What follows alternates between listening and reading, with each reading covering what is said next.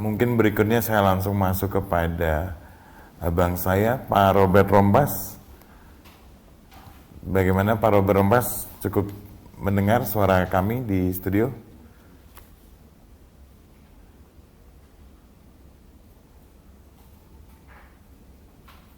Halo, Halo, apa kabar oke Pak Bang? Dewo.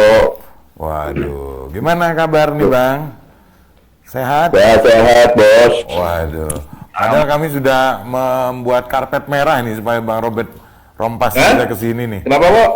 Kami udah nyiapin karpet merah nih supaya Bang Robert Rompas kesini nih.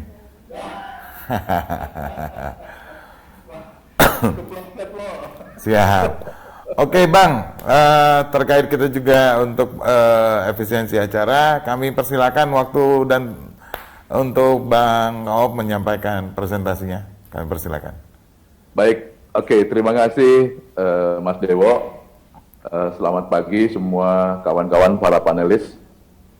Mohon maaf saya nggak hadir di lokasi secara bersama karena kebetulan hari ini ada beberapa juga yang dikerjakan di kantor sehingga terpaksa kami harus melakukan webinar ini dari kantor gitu sehingga nggak bergabung bersama-sama dengan teman-teman. Mas Dewo, jembatan emas sendiri juga mungkin semua sama ya, P2P yang bergerak dalam pembiayaan.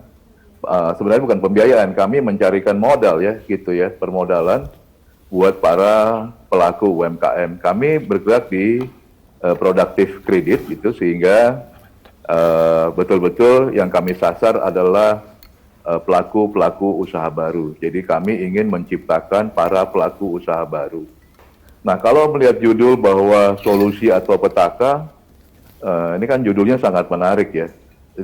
Tergantung melihatnya dari mana. Bisa menjadi solusi, bisa juga menjadi petaka gitu ya. Tapi kami di Jembatan Emas betul-betul ingin memberikan solusi terhadap kegiatan P2P lending yang kami bangun saat ini sebagai bagian daripada anggota dari AFPI yang dikomandani oleh Pak Kus saat ini gitu. Jadi Jembatan Emas sendiri saat ini masih dalam status terdaftar dan kami dalam proses berizin. Mudah-mudahan teman-teman khususnya disupport oleh Pak Kus untuk menjadi P2P lending yang berizin di kemudian hari. Gitu. Kami masih dalam proses untuk itu. Nah, next slide mungkin silakan. Oh, kalau CV udah tadi dibacain oleh Mas Dewo gitu ya, kita nggak perlu bahas lagi. Gitu. Berikutnya silakan. Slide berikutnya, admin. Ini juga tadi udah disampaikan bahwa kita siap menjembatani. Kita jembatan aja. Makanya kita pilih nama brand itu adalah Jembatan Emas. Kita menjembatani antara pemilik dana gitu. Nah, cuman kenapa kami menyarankan bahwa ini dilakukan di Jembatan Emas untuk memberikan pendanaan? Karena betul-betul kami memang melakukan dukungan terhadap UMKM. Terus platform di tempat kita ini nyaman, aman, dan menguntungkan. Tentunya menguntungkan itu nanti dilihat dari sisi return yang akan diterima oleh para lender dan tingkat keamanannya gitu. Kami karena juga bekerja sama dengan salah satu provider verifikasi biometrik, sehingga kita bisa memastikan bahwa calon penerima dana itu ataupun peminjam itu adalah orang yang sesungguhnya, bukan orang lain atau bukan orang yang menggunakan identitas orang lain, sehingga kami pastikan bahwa calon itu adalah orang yang tepat yang bisa kita berikan. Selain itu, biasanya Jembatan Emas pun masuk ke dalam komunitas-komunitas. Jadi kita mencari komunitas, kita bekerja sama dengan komunitas untuk menciptakan satu bisnis model yang baru gitu ya. Nanti kami ceritakan bagaimana kami menciptakan bisnis model baru sehingga seharusnya gitu bahwa UMKM ke depan ini bisa terus bertumbuh dan menjadi baik di Indonesia karena kita semua sama-sama tahu bahwa pelaku-pelaku usaha UMKM ini menjadi backbone di saat kita mengalami turbulensi di sisi ekonomi. Jadi dengan adanya fintech P2P lending ini, tentunya kalau semuanya memang dilakukan dengan benar sesuai dengan aturan tadi Pak Agus menyatakan dengan POJK 77, maka otomatis lembaga fintech ini tidak menjadi petaka, namun pasti akan memberikan solusi buat pelaku-pelaku ekonomi baru. Nah, selain itu juga kami bekerja sama dengan Askrindo, sehingga pendanaan yang diberikan oleh para lender itu betul-betul kita shield, kita kita cover dengan asuransi gitu. Nah, sebaliknya gitu, persyaratannya mudah. Kalau seandainya ingin menjadi pendana itu persyaratan mudah, prosesnya cepat, itu semualah ya bicaranya soal begitu karena adalah berbasiskan teknologi gitu. Cuman yang kita tekankan di sini bahwa memang kami memungut biaya bunga yang kompetitif sekali gitu.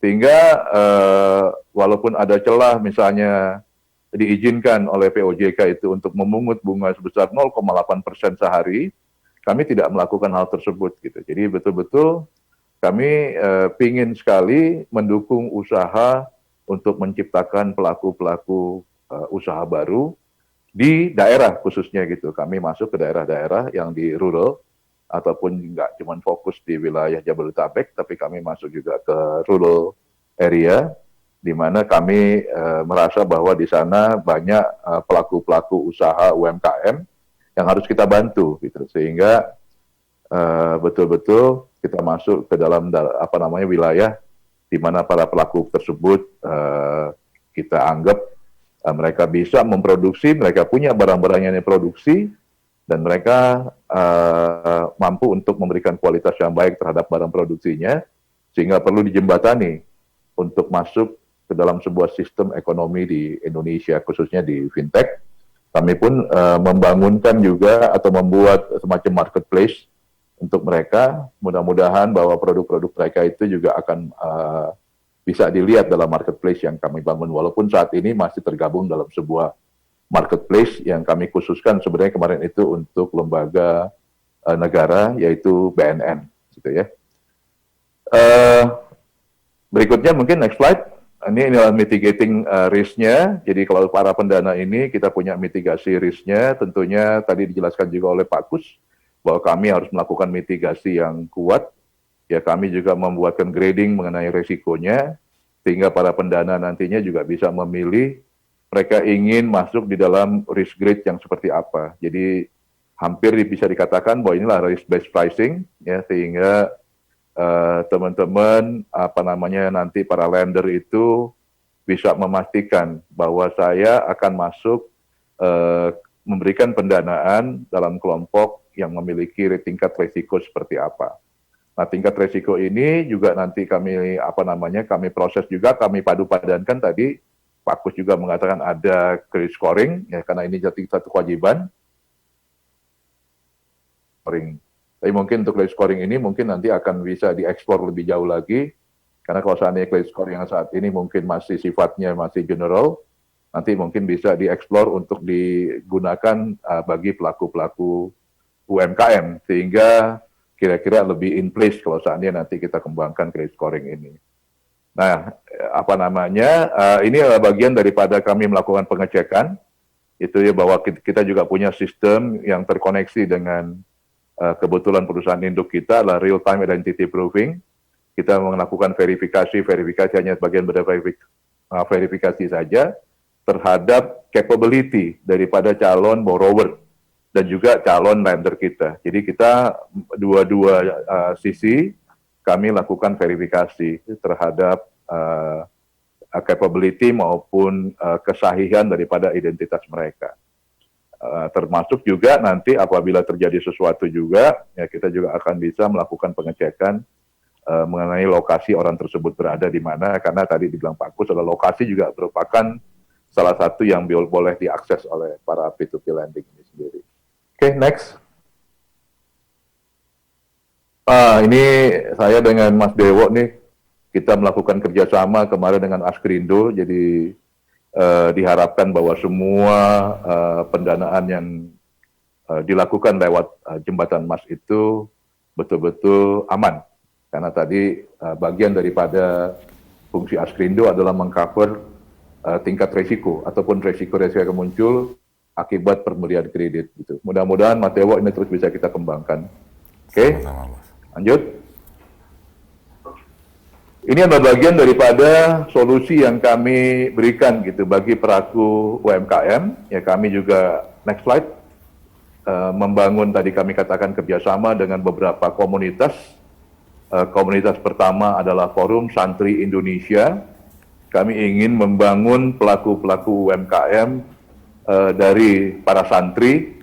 Cuman saat ini kami baru bergerak di wilayah Jawa Tengah. Jadi kami mencoba untuk bergerak dari wilayah Jawa Tengah, membangun para santri, bukan cuma pintar mengaji, tapi mereka juga bisa menggaji, gitu. Artinya membiayai dan bisa menjadi pelaku usaha di sisi UMKM. Gitu. Banyak sekali produk-produk mereka yang kami melihat selama kami melakukan diskusi dengan mereka, gitu ya, kami mengeksplor wilayah Jawa Tengah. Namun mereka belum paham benar bagaimana menggunakan fintech ini sebagai salah satu alternatif permodalan mereka. Karena kalau masuk ke lembaga keuangan lainnya, persyaratannya sangat-sangat rigid. Namun kalau di fintech mungkin persyaratannya menjadi lebih fleksibel. Dan juga kami juga memberikan dukungan kepada mereka tentang melakukan edukasi juga kepada mereka gitu. Jadi bersama-sama dengan pengurus dari Forum Santri Indonesia di wilayah Jawa Tengah, kami masuk ke sentra-sentra UMKM mereka. Ya, kami memberikan edukasi, kami juga memberikan literasi, dan kami juga memberikan bisnis model ataupun memperkenalkan bisnis model yang baru, di mana kami berharap para santri ini menjadi lender, bukan hanya menjadi pelaku usaha, tapi mereka juga menjadi lender. Bagaimana mereka membiayai rekan-rekan sesama santri yang sudah punya usaha dari uang mereka sendiri gitu. Jadi kami memperkenalkan satu bisnis model baru kepada para santri. Kami undang para santri itu yang jumlahnya mungkin cukup besar ya untuk menjadi lender, membiayai rekan-rekan yang sudah berjalan dulu gitu, yang sudah punya usaha dulu, biayai mereka, lihat mereka hasilnya, baru nanti akan muncul pelaku-pelaku usaha baru. Nah, ini yang kami kembangkan bersama dengan Forum Santri khususnya di wilayah Jawa Tengah. Berikutnya kami juga masuk kerjasama dengan BNN, itu Badan Narkotika Nasional gitu ya. Ya bukan untuk menjual narkoba, tapi kalau dengan Forum Santri, kami juga memperkenalkan narkoba juga gitu. Jadi kami memperkenalkan narkoba, kami di Jawa Tengah itu mengkampanyekan untuk teman-teman di Salatiga itu mengkonsumsi narkoba. Narkobanya itu nasi rames koyor babat gitu. Jadi kalau mau sarapan, sarapanlah dengan narkoba untuk di wilayah Jawa Tengah, yaitu adalah nasi rames koyor babat. Nah, di satu sisi kami juga kerjasama dengan BNN, gitu ya. Mungkin nggak banyak yang tahu bahwa lembaga-lembaga negara ini punya binaan yang mereka ini perlu kita dukung, bahwa mereka punya warga binaan untuk mengentaskan peredaran narkotika menjadi lebih besar. Gitu. Jadi betul-betul kita masuk ke dalam sentra-sentra ataupun area-area yang dianggap area merah untuk peredaran narkotika, sehingga kita mengubah perilaku masyarakat sekitar supaya mereka menjadi pelaku usaha, tapi jangan jual narkotik. Ya, jual narkoba boleh, asalkan nasi rames koyor babat. Narkotik jangan, drug jangan gitu. Nah ini yang kita coba kembangkan bersama-sama dengan BNN. Selain itu kami sampaikan bahwa kami juga membangun marketplace buat mereka, namanya tokostopnarkoba.com. Ya, jadi teman-teman mungkin bisa akses tokostopnarkoba.com dan Anda bisa berpartisipasi untuk juga mengentaskan peredaran narkotik di Indonesia dengan membeli barang-barang hasil produksi dari para pelaku usaha warga binaan dari BNN. Tapi Ketua BNN mengatakan bahwa ini bukan warga binaan BNN, ini adalah warga binaan kita semua. Jadi karena mereka adalah harus kita entaskan, kita jauhi peredaran narkotika dari Indonesia. Nah, kami sudah bergerak dengan Forum Santri, kami sudah memberikan pendanaan, kami juga sudah melakukan edukasi kepada mereka. Saat ini mulai bergerak, mungkin mudah-mudahan dalam 2 minggu ke depan, kami akan bekerja sama dengan Forum Santri dan juga lembaga pemerintah di sana, kemungkinan besar adalah dengan wakil gubernur di sana, untuk menginisiasi